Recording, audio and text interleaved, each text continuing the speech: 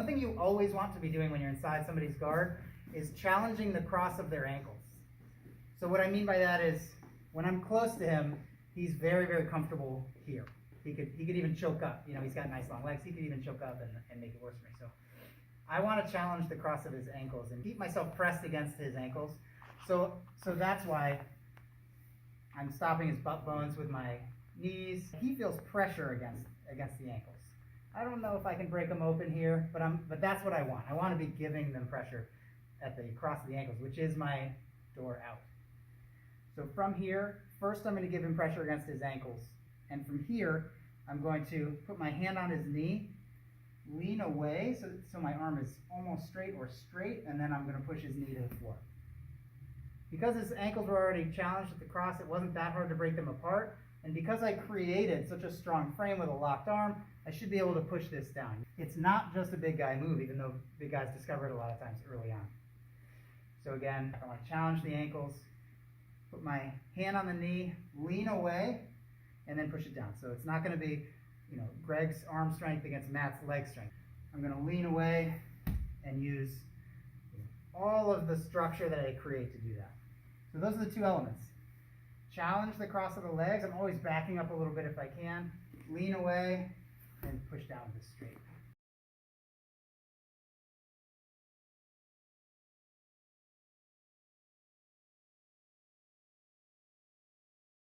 I'll show you guys one pro tip that Pedro Sauer has been doing. He actually takes the triangle of my knees and my ankles, which form a triangle right now, and he makes it point the other way by putting the knees together and the feet out. By doing this, there's nothing under his leg. My leg is not under his leg, so it makes it fall into a space instead of here where I'm pushing it onto my leg. It does slide off my leg, but it's an interesting variation. So right now, like I said, Pedro Sauer's variation is putting the knees together in front and the feet apart in back. I think you have to get used to keeping your base here and feeling comfortable, but it does have the advantage of nothing is under his leg, so when I do this move, his leg falls right in.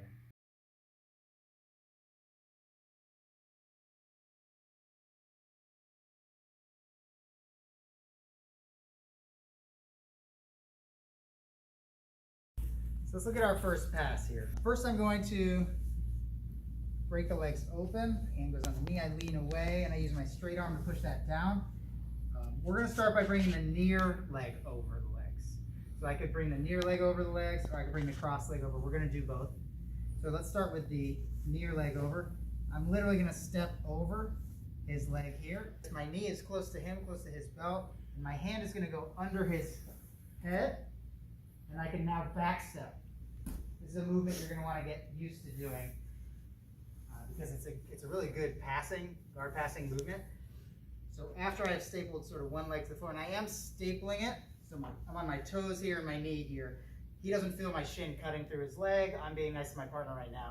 My hand comes under the head, and I rotate over this knee that's on the floor, back almost to my hip or to my hip on the floor. That's okay, and I actually still have my staple. And then when it's time to move that leg, I'm going to come in, grab the inside pant with my hand, and I'm going to pass it to the other side. Pedro Sauer calls it the luggage in the trunk. I'm going to challenge the cross of his ankles a little bit. Lean away with my stiff arm, pin this to the floor, and then step over. I have a staple now. I'm going to reach under his head and back step. And I still have my nice staple right here. And then I move my foot so that I can grab some material on his pants on the inside of the leg. Bring his knee up and across.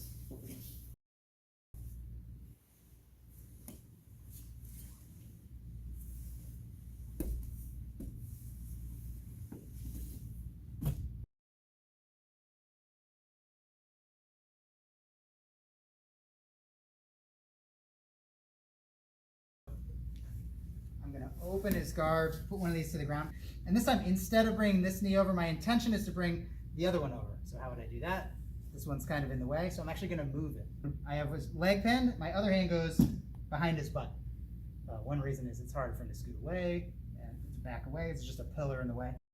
And now I'm going to kick this leg back and pop up to the other one. So it's literally like I'm popping up to go run a race. Okay. So I push this down, this hand goes here, and with two hands to carry my weight, I switch into this stance here, and now this one cuts across really nicely. While this cuts across, I lead with my head. I'm already imagining myself in the side control that I'm going to end up in, so I lead with my head. Pin the leg, I need two hands, so I'm going to put the other one on the floor. Pop up, my knee goes this way, my head goes this way, and I'm already looking over here, and I can pivot right over my knee.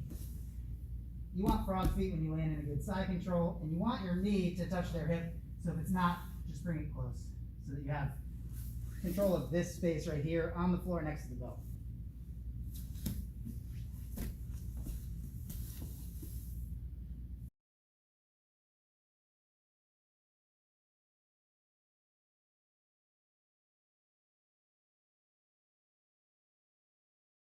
So we talked about the near knee going over the leg. We talked about the cross knee, or the further away knee, jumping up to that runner position and bringing that one across. There is another thing you can do, which is to bring both knees across. And Hoist used to do this a lot, and he's where I got this idea. And I'll give you a context in which it makes a lot of sense to use also. So after I push this down, if I start to go near knee pass, when we went against each other a little bit the other day, we found that a very common reaction, first reaction, especially knowing that this is the pass coming, is that the person will block my knee with their hand. So now forward progress just got difficult.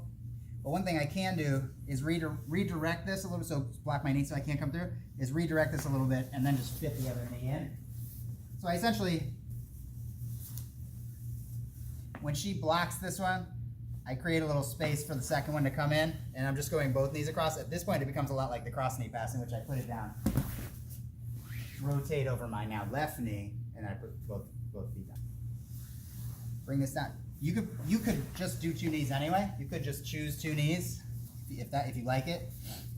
But one context, if you were otherwise going for the one and you get blocked, you can bring your other knee in.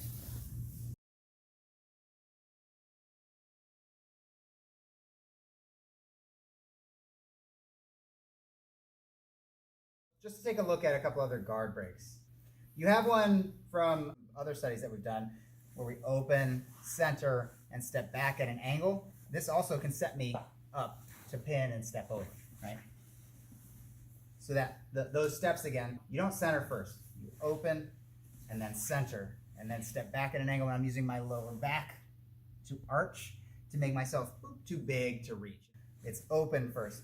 Open, center, step, and arch. And now there's a leg right here for me to step over or step over.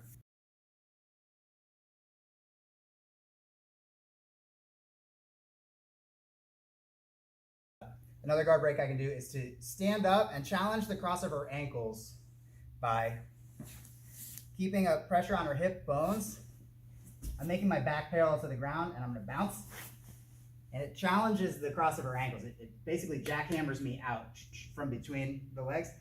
And the thing I would recommend with any standing guard break is that you don't hang out up here. Yeah, because there's just all kinds of things that she's going to start. There's all these guards people are going to wrap into all these futuristic guards. So if I could keep it super fundamental for you, I would say as soon as, if your legs are crossed, as soon as you break them open, I would bring yourself back down to the ground where your hips are close to their hips. That's where you're going to see the most fundamental passing at its most successful, and you're going to shut down the most branches of the tree.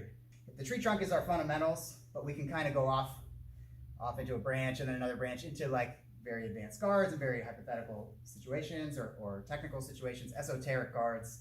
We can shut it down by staying hips as close to hips as possible, which is why I recommend with a standing guard break, especially early on, that you not hang out up there, but as soon as her legs start to be employed, bring your hips close to their hips again, which probably means maybe even go back to your knees. And stand, make my back parallel to the ground essentially. There's a little downward pressure, and upward pressure is bouncing. That'll open it, and then as soon as they're open, bring it back down to the ground, and you can start working on going under the legs or over the legs, either one. When a good time to do the one where I stand up and I challenge the cross of her ankles by using my hips is if she's focused on pulling my two lapels. So her hands are busy. The reason I say this is a good time to do this one is because she's bringing my posture forward anyway, but also her hands are busy, so she's not going to grab my ankles. She got her plan. Her plan is grab the collars. So she's not going to grab my ankles when I stand up. If she's not busy and then I just decide I'm going to stand up, she's going to like start grabbing stuff. I don't love that. So a good time, I would say, to do that one is when someone's holding your collars. They're attacking your posture first. Like grab 2 collars and pull 2 collars down. Yeah. That's a great time to do this. Because her hands are busy, so she's not thinking about grabbing my feet.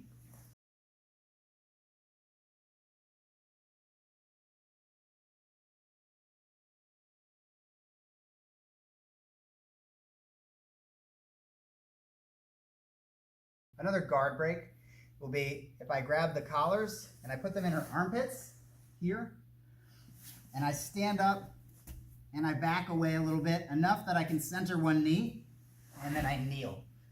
Okay, this knee coming up the middle, they call it like a knee split pass, knee split guard break.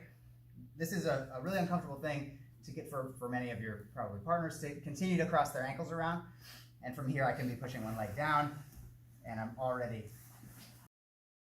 gonna grab material, put it in her armpits. That's just to keep her arms away from me. While I stand, this will keep her arms out of play. While I stand, and you can back away enough that you can center one knee, and then kneel with this kind of shield here. Some people call this combat base. I'm sitting on one leg, the other one is up in front. And from here, if the legs have open, I have a prime opportunity to push one down and start passing with just what we did today. Again, I started by blocking her in the armpits with her own material. Stand up. I'll center one knee, and then squat. And then I can push one down. Be careful with your partners on this. Right? But there's definitely a humane way to do this. And an inhumane way to do this. Right? But when I stand, you center one knee.